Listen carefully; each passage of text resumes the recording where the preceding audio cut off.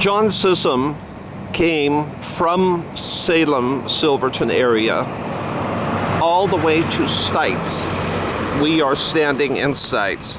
Why did he come all the way out here? Because it was the end of the train line. The train went through Lewiston and all the way to Stites. So they came here. The trains were where this camera is pointed right now, on the other side of the river.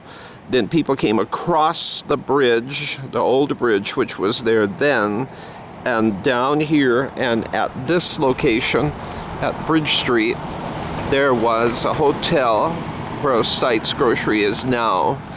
And don't know where they stayed, there or elsewhere in town. And then they got married here.